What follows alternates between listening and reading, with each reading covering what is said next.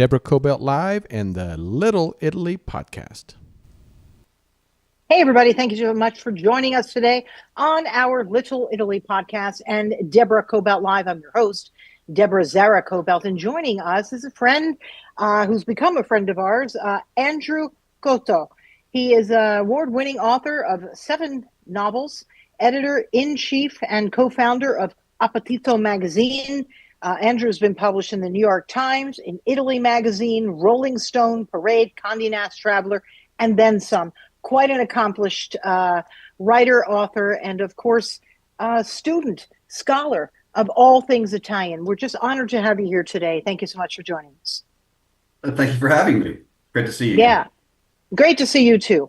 I called to have you on because of the recent uproar over what's happened in New York with the Little Italy section of New York down in southern Manhattan being left out of the map there. The mayor has since said that it will absolutely be added back in the future, but it brought out a lot, right? It brought out a lot in terms of the Italian community getting together in a good way and saying, no, we're not going to stand for this. And they did it through press and the media, and they got their voice heard.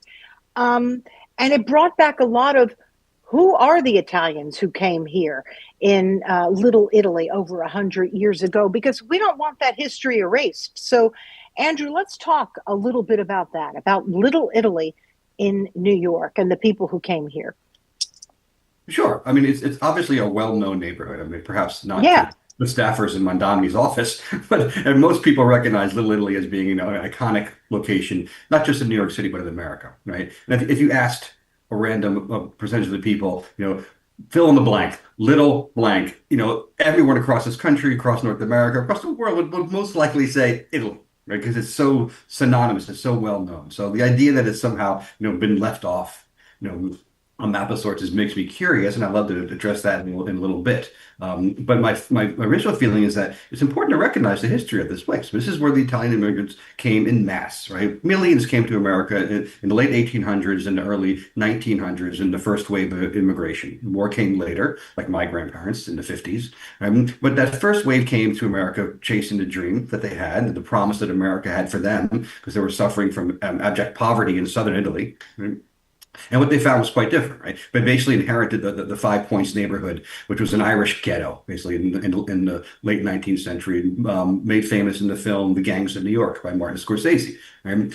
The Italians inherited it, and it was even worse, right? And you can see a depiction of that in a film about Mother Cabrini called Cabrini, right? It was horrible. Just take my word for it on that if you don't see the film. Right. And they turned it into a thriving, vibrant, successful neighborhood through their hard work, through their dedication to labor and family and the church. And it's an iconic representation of America's real Italians' first real establishment in America, which took place in New York and around New York, not solely down by Mulberry Street or Little Italy as we know it. Around New York City, and then of course around America, right? Italian Americans have contributed to this country since they arrived, right? They faced massive amounts of discrimination along the way, right? And they persevered and thrived and are a huge part of our country. In New York, you can look at the Brooklyn Bridge or the subway system or Grand Central Station. The Italians helped build that in large part, right? They were tremendous in skilled laborers with mason, marble, etc. So their contributions to the arts are amazing. Their contributions through, the fashion district, the garment district, where my grandmother worked, and my grandfather for a time too, who was also a brick mason, right? But the garment district is really well known for Italians, doing that type of work. So, any sort of slight upon Italian Americans in this country is really misfounded. And my problem is that I'm seeing more and more of it, right? There seems to be like not blatant discrimination like they faced when they first arrived into the 19th century and 20th century, but just in small ways where I think the contributions of Italian Americans are no longer perceived as important. Right, our role in this country is no longer seen as important as it once was, and I find that troubling. And this episode here with the mayor's office sort of speaks to that. I don't think it was a huge deal. Right, I do believe it was just poorly vetting of a map. Right, I do believe that the map was created by the Adams administration for different reasons. The Mondami administration took it and used it to, lure tourists to different ethnic enclaves in and around in New York City, right? I mean, they didn't notice that Little Italy was left off. That's what I believe. I don't believe they took it off on purpose, right? I don't think they'd be that conniving or that foolish politically. Right? This has obviously not been a win for the mayor, right? Right? This has been bad news for him. His job as the mayor of New York City and his particular role, right, is to appeal to constituencies beyond his base, right? He won with the base and the young people, young progressive people, right? And if he's going to win re-election, he needs obviously to appeal to other parts of the city's demographic, right? And including the people who might have been skeptical of him, who didn't vote for him, who might be open-minded towards voting for him. And this is not going to help. Right? He's not going to get a single Italian vote now, that's for sure, right? Because this was an unforced error on his administration's part. Again, I don't think it was intentional. I don't think they took Little Italy off. I think it wasn't there, right? And they didn't even notice. And that's bad too, right? Indifference in some ways is worse than hate. Right? How could someone who works in the administration of the mayor of New York City not notice amongst all the littles on that map? They're almost entirely all little blanks, right? There's 2 little Guyanas. Right? I mean, there's 3 Chinatowns, 2 Koreatowns, no Little Italy, not one, right? Go. You could have 5. You could do Little Italy in Manhattan, where the most famous ethnic enclave in the city, right? There's no Little Italy in the Bronx, right? Arthur Avenue area, Belmont, right? There's a couple Little Italies in Staten Island. There's a couple Little Italies in Queens, right? You could do this all day long, and they didn't have a single one, and that's telling about the fact that I don't think the progressive wing of the Democratic Party really gives much recognition to Italian Americans. Well, actually, you brought up a really good point. My suggestion, and Andrew, I think you ought to do this. Say, listen, since you're putting Little Italy and Lower Manhattan back on the map, I got an idea for you. We've got them in Staten Island. We've got them in Brooklyn. We've got them up in the Bronx. Let's put them all on. And let's see what he says. I'm actually curious because, the one in the Bronx is pretty big, too.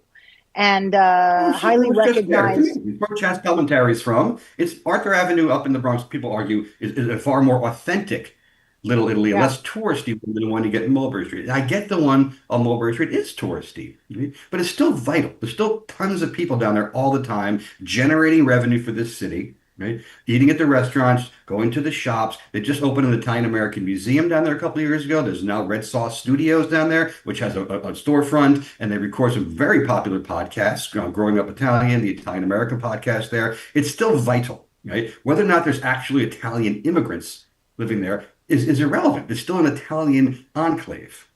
Look, I like to say history is history. We still visit the Colosseum, right? Because it's an important part of history. We still go into Philadelphia, and we don't omit it because Washington isn't there anymore. History is history. It's an historical part of our city in New York City, and it's got to remain. And I'm really proud of our people for standing up and doing it the right way and getting it back. But to your point, I want to see some more of the other Little Italies.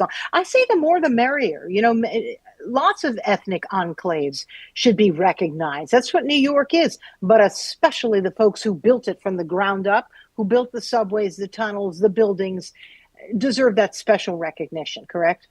I agree, and I must backtrack a minute. I left out Bensonhurst in Brooklyn. I'm going to get in trouble for that. It's about a mile from where I am right now in Bay Ridge. That's a true Italian enclave that's still functioning.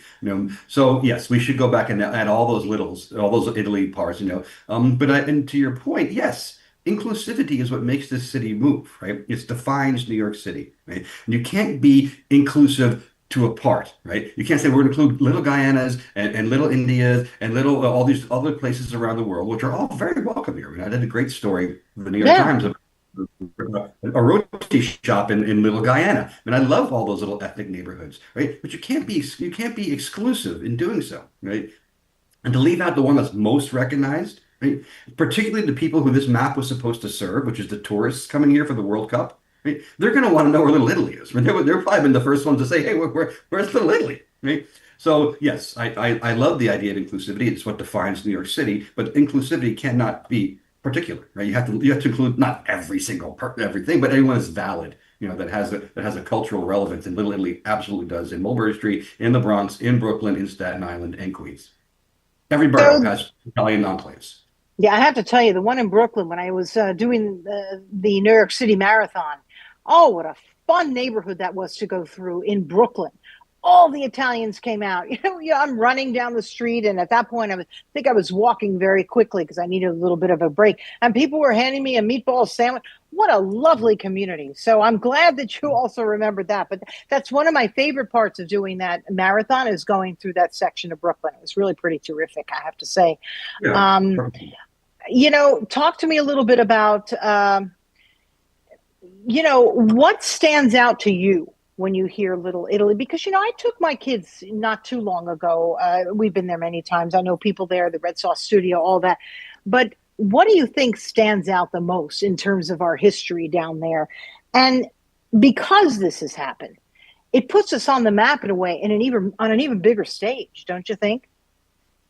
Yeah, I mean, I'm repeating myself somewhat, but it's iconic. Right? When you go down to Italy, you know where you are. The flags are there, the cafes, the language on the signs, and the churches, the community there. Yes, there's not Italian immigrants living there anymore, but it's still the Right. stamp of Italy is there, right? In Italy and America. Right? These are immigrants who came here and found a new country. They didn't take Italy and import it and replicate it here. They created their own culture, their own little enclave there, and it still exists. I mean, the San Gennaro Festival will be 100 years old this year.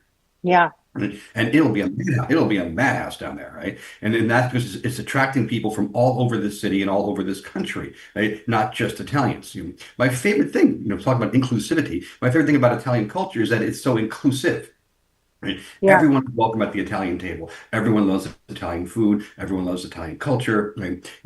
By and large. One of the other points I want to make here, about this sort of slight, I think that progressives have towards Italian Americans here, and trying to sort of correct them, or remedy what they believe is like historic errors, I guess, perhaps, in Italian Americans, right? Or the image of Italian Americans. There's a lot of also negative projecting of Italian Americans on the right. Right? I don't mean like the MAGA right, the conservative that right, but what I call like old school Italian right, old school Republican right, like blue bloods. Elitists, who work in corporate jobs, right? Love to poke at Italian Americans, right? It's the only culture in this country that I can think of. You can still make blatant fun of them without being canceled or punished in some way, right? You can still mock the Italians, and they love to do it, right?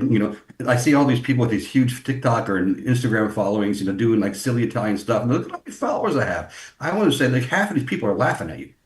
Right? That they love to do that, right? And most Italians don't recognize that, but they love the Goomba shtick, the Joey bag of donuts, hey, big Petey, little Petey, right? That part of the right loves to make fun of Italian American culture, and I think it's unacceptable, right? Unfortunately, I think many Italian Americans are promoting this, right, through the buffoonish imagery that we present, or the adoration of like mob movies and mob shows, but that's like that sort of defamation is a little bit self-inflicted. But it exists, right? And it's tolerated, which I think is ridiculous, right? But then we have this other side, the progressive side, that's so interested, right, in sort of undoing Italian American legacy. Right? I mean, Columbus is a great example of that. I mean, the whole kerfuffle over Columbus statues is so misinformed, right? I mean, Columbus's experiences in this hemisphere are unclear. I mean, it was the 1400s, right? It was like one tale that they claim he wrote, and the other people claim was a ghostwriter about what he did while he was here. It's absolutely unclear as to what his impact was upon this hemisphere. What is clear is that he never set foot in what we know as main North America, Canada, the United States, Mexico. His voyages took place to Hispaniola, which we know now as Dominican Republic and Haiti. Right? And it's unclear. The reason that Columbus is an icon in America is because in 1891, 11 Sicilians were lynched in New Orleans, the largest mass lynching in American history. The President of the United States said, we know we need to show the Italian Americans who helped build this country, right, who we need, right, that they're valued here. So the only icon they had was Columbus, right? So they made Columbus into this icon, right? That's what he represents to Italian Americans. The American government saying, you are welcome here, right? The exploits or lack of exploits or whatever the Cristoforo Columbus did, right, is unclear. So leave that personal part of it out. And people understood that. They'd be less passionate about taking down his statues, right? About canceling his parade, right? It's not about him. It's about Italian Americans being welcomed to the United States by the United States government. Well, there's a real, I mean, the fact that they wanted to cancel the parade, groups wanted to cancel the parade, that's such a complicated issue. And you're right. Who knows? It was so long ago, but he was sort of held up there as someone, to your point, to hold up as someone that we could look up to, that Italians could follow, I right? mean, Joe DiMaggio wasn't born yet, right? In the 1890s, right? I mean, he was the most famous person of Italian descent. That's why they chose him. Or they weren't choosing him because he was a conqueror or spreading disease intentionally. No one knows that that happened or not. It's debate. There's debates, right, amongst scholars, right? What we do know is that 11 Sicilians were lynched, right, in 1891 in New Orleans, and the president of the United States said we need to make America, the Italian Americans feel welcome here. Let's give them a day. That's the story, and that's the end of the story. Yeah. My question to you is Mondani said that Little Italy will be added back to the map. When? You've got digital maps and you've got hard copy maps. When's he going to do this? Like in 10 years? I mean, when's it going to happen? If I I don't were know. him, I would have put this into action immediately. So are you hearing anything? No, I haven't heard that. I hear the question as to when this will happen because say making a promise is, we'll get to it, we'll fix it, etc. It's still a capitulation. He's still, obviously they clearly did not want this to complete this sort of fight, right? And it was one that they quickly tried to remedy. First, they tried to blame the Adams administration. Then they tried to sort of explain it that it was about, where actual immigrants are living now, right? Which is not of the interest of the soccer fans, right? The people coming here for the World Cup, right, don't need to see real living, breathing immigrants. They want to see an ethnic enclave. So the excuse was pithy, right, and ineffective, and then basically they capitulated. So they're going to add it back, right, and hopefully end the story for their purposes, right? When I have no idea, but I think it's important for that. It didn't end up being a long, protracted battle. It was like, yes, of course, our bad. We left it out. We'll fix it. When they fix it, I don't know. But the fact that they're so they complied so quickly, I think it speaks to the fact it was a really stupid situation that could have been avoided. Yeah, It it should. says a lot of, and it says a lot about our people for standing up and standing up in the right way. Let me ask you, tell me a little bit about your background. You live in New York. Appetito Magazine is your darling. Tell me a little bit about your life as an Italian in New York and how you live it there. Sure. I mean, I am the grandson of Italian immigrants from both sides of my family. I'm the youngest of I guess eight of my cousins. My mother's family is probably who I grew up with. They were Sicilian immigrants. They settled in East Harlem, where my mother, her two sisters were Oh, born. That's another Italian enclave. We used to be an Italian enclave, right? They moved out of the city to Palisades Park, New Jersey, which is right over the George Washington Bridge, a very famous yeah. little where I was raised in northern New Jersey there. My other part of my family lived in Corona, Queens, which is once an Italian enclave. When I was a kid, it was all Italian. Um, and sort of grew up with this, we're not a huge rah-rah, Italian American. We didn't go to the Giglios and all the festivals, my grandparents were sort of amongst those who really wanted their children and grandchildren to be Americans. Okay? Right. So while my grandfather didn't speak English, he was very careful not to, that his children spoke English, right, and that their children spoke English. So we weren't like super, attached to Italy. In fact, I went through my life as sort of this understanding that I was Italian American, and proud of it, right? I was proud of sort of our cultural heroes, but not, not like dyed in the wool, red, green, and white. As I got older, I started, discovering Italy, the country, more through the restaurants in New York City. I actually lived on Mulberry Street in my 20s for about 5 years. So I Oh, was down there. I was down there quite a bit growing up, where I had a really close friend whose father had a furniture store down there, and we'd always go to see him, and then go to his favorite restaurant across the street, and just be marvel at how amazing the food was. I was always immersed in the food. Every Sunday at my grandmother's house. Every major holiday. It was a big part of my life, but I didn't understand that Italian American food and Italian regional food were different until I was an adult. Um, and I started becoming quite passionate about it. I moved to Italy for a year. Well, I went to Italy for the first time in my late 20s. Decided when I was there that I was going to move there and write my first novel, living in the hills south of Florence, which I did. I spent a year finishing that book, came back, changed my whole life, my whole career. I was in business. I was a salesman. I went into being an author and an educator. I taught creative writing and English for 15 years in higher education, and really started getting more and more immersed in, both Italian American culture and cuisine and Italian regional cuisine. And I consider them equal. I don't pick sides, but I do recognize there's a difference. Right? And the food of Emilia Romagna is different than the food of Mulberry Street. Right? And I sort of found it to be my calling to sort of help Americans understand that, to introduce them to Italian regional cuisine, also while championing Italian American cuisine. And I think they're both incredible, and they speak to what Italians can accomplish, because the Italians came here and had to reinvent their cuisine. Right? And it was completely different, and they did an amazing job. There's Italian restaurants everywhere in this country, in North America. Right? Find a town in America without an Italian restaurant and a pizzeria. Right? Impossible. More than one, most likely. My neighborhood here is like 40 pizzerias. Right? They're everywhere in America because it's so accommodating.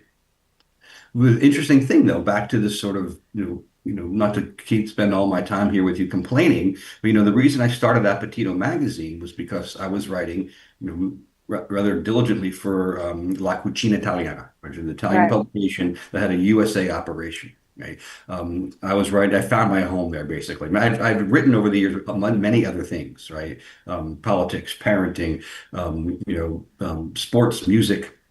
When I started focusing more and more on food, and when I started writing for La Cucina Italiana, I was like, okay, this is what I want to do. I was really writing a lot about Italian food. They folded the USA operation here during the pandemic, right? So I went to my managing editor and said, you have like, a handful of stories for me you're supposed to publish. What do I do with them? He's like, take them somewhere else. Someone else will publish them. I said, fine. He gave me the stories back. I could not find someone to publish them. Right? Oh. The other publications, right? Again, publishing is a very progressive field, right? Right? They were much more interested in, cuisines and the people behind the cuisine from more exotic places around the world, places that had been less represented historically. And to them, I think in their mindset, Italian stuff had been done. And I disagreed, right? It hadn't been. So many Americans don't understand, what I was just talking about, regional Italian food, right? Or really celebrate, elevated, old school Italian food in America, right? And I couldn't believe it. I could do like, the occasional tiramisu roundup or something is silly, right? But they didn't want to hear the stories of the people behind Italian food. And again, that speaks to me of the progressive mindset towards Italians and Italian Americans, right? They just don't think it's progressive. They don't think it's newsworthy when it is. It's the most beloved cuisine in America. It's the most beloved cuisine in the world, right? And the fact that people don't want to publish stories about, that cuisine, I think is discriminatory, right? And I think also foolish. But fortunate for me, so I was like, hey, there's an opportunity here to fill a void. And that's what we've been doing at Appetito. My business partner is the former managing editor at La Cucina Italiana, Richard Martin. Right? I went back to him. I was like, no one wants my stories. What do we do? Should we start our own magazine? He's like, okay, let's do it. So we did. Right. And now we have tons of content. We have a huge community. Right. We welcome everyone. And it's it's a tribute to the power of Italian food, but it's also a bit of a reaction to the publishing world. Yeah. And also it says a lot about our resilience, your resilience as Italians, which is what our people had to do when they came to this country. They had to be resilient. They had to find work where there was no work. They had to take the jobs where nobody else wanted. Absolutely nobody else wanted. You talked about Lower Manhattan, like where Mother Cabrini did a lot of her work. They were deplorable conditions, but they took them. They worked, and they worked their way up. And in a way, look at what you did. Nobody wanted the stories. It's like, fine, I'll publish them myself. And now it's a success story because of your hard work. So bravo to you, Andrew, really. It's terrific, by the way. Yeah, it's really terrific. It's an online publication, correct? Yeah, so it's www.appetitomagazine.com. We have a newsletter you can sign up for. We publish stories every day. We have 2 to 3 stories every weekday. And we have a newsletter that comes out on Friday, which you can sign up to get basically a roundup of the previous week's stories if you didn't catch them on a daily basis. We have gift boxes, one's for $49.99, one's for $99.99. Full of beautiful items that are worth way more than what you pay for. We give them a gift to us, people who support us. And it's a great community. Our Facebook is growing. Our not Facebook, our Instagram is growing. We have a good Facebook presence. We now have a nice team and staff. I have an associate editor out west. We have a creative director here. We work with lots of great influencers. And it's testimony, right, to the fact that this is an inclusive community that's rooted in celebration, right, in joy, right, and then the value of being, it's not just about cuisine, but cuisine is the heart of it. I mean, but it's really about community, and what value there is, in appreciating, the magnificence of what Italians bring to this country, either, from the regions of Italy, or for those who settled here. Mm. I love when you said you went to Italy, the hills of Florence, I believe, and you wrote your novel there. it sounds so Gatsby-ish, right? I could just imagine you with like a typewriter, you know, that's how it feels to me. And then you came back. It's so romantic when I hear about your first novel. You've written seven of them. Are there any plans to write another? Yeah, I just finished one. Well, so I wrote the first book, Living in Italy, but it wasn't about Italy. It was about a kid from Queens, right? Yeah. But years later, I went back and set two books, Cucina Tipica and Cucina Romana, in the very spot where I live. They're works of fictions. They're not biographical at all or autobiographical, but they are set in the very area where I lived, and informed in large way by the way I felt when living there. Right, it was such a magical place to live. Right, I mean, I would never want to abandon New York, forever. But going to Italy for an extended period of time was one of my life's greatest blessings, and I will be back for more extended periods of time. And that experience I had living there. And there's Italian food in all my books. I became an Italian food writer, right? A food writer in general, because there was so much food in my writing. At one point, I had no idea. I had no intention of ever being a food writer. Right. My agent said to me after my second novel, like, you get really good food. You ever thought about, like, doing some journalism? Like, oh, okay. She connected me with the Times. I just started writing, from Rachel Ray's magazines, all these things, right? But it was never my intention. But I use food in my book, Italian culture and cuisine in my books, because they inform the story in significant ways, right? They do plot development, they do character development. They provide sensory experiences which make things very vivid, right? And so there's Italian food in all of my novels, right? Even especially obviously the two set in Italy, but even ones that are set here in the States. And I just finished my eighth, as a matter of fact. In fact, I'm considering, like, I'm reconfiguring my publishing presence. I have traditionally published books, and I'm looking maybe to do something on my own with some of them. Just because I'm established at this point, so I don't think I really need a publisher behind me, or go overseas, with like the UK. Mm. But I do have the eighth book done. I am going to write a third in my Cucina series, the third and last one in my two Cucina books.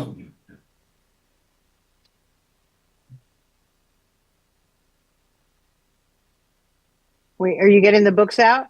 Yeah, sorry. Here's just I just sent the original Cucina Tipica away. This is Cucina Romana. This is split between Tuscany and Rome. I Based have that one. I think I have that one. It's great. I taught for a summer at John Cabot University in Rome, and I sort of used that experience to inform the Roman aspect of this book. But I'm gonna do a third in this series, Oh, and I love it. then finish up with, like, I think my big granddaddy of a opus as my last book, and then just sort of retire. Oh, I doubt it. You're not going anywhere. You'll have another book behind you. I know it. You'll be doing something again up in the hills of Florence. What I Um, really want, Deborah, is for the Cucina books to be made into a movie. All right, we have a mutual friend, Valentina, right? I was asking her about that.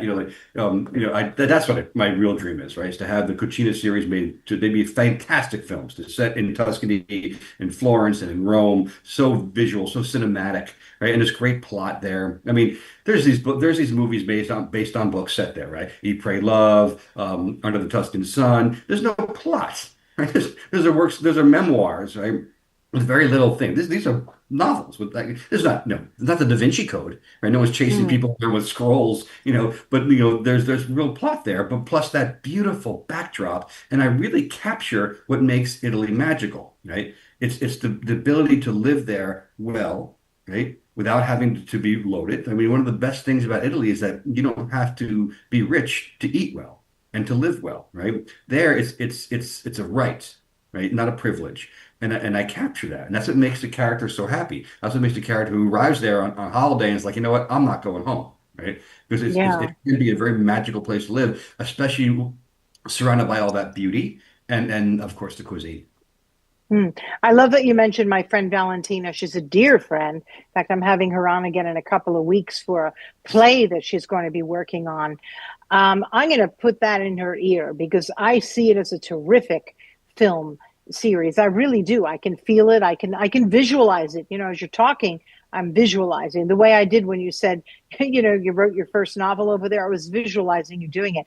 I think that's actually terrific. I support this. I really do. I love how you're so involved in all areas and you're all things Italian, whether it's from our history, over 100 years ago there in New York, people coming over to Ellis Island. My ancestors came over from Ellis Island. I lived a very, very much so an Italian upbringing where they were speaking Italian in the house. To me, they would only speak English because you know how that goes. They wanted you to Americanize. We get that. And it still stays with us no matter what generation we are.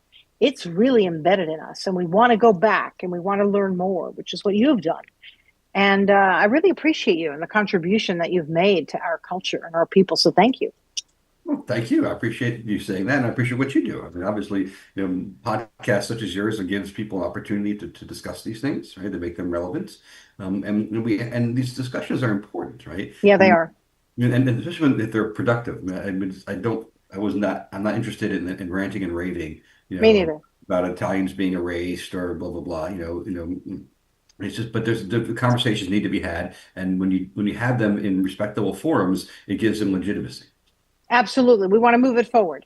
If someone was omitted, we want to make sure that, why did that happen? Let's change that. I agree. Have a respectful dialogue and things can happen. So I really appreciate you coming on and you jumping in. I texted you and you were 10 seconds later, like, I'll do it. So I appreciate it, right? It's an important conversation to have, particularly now.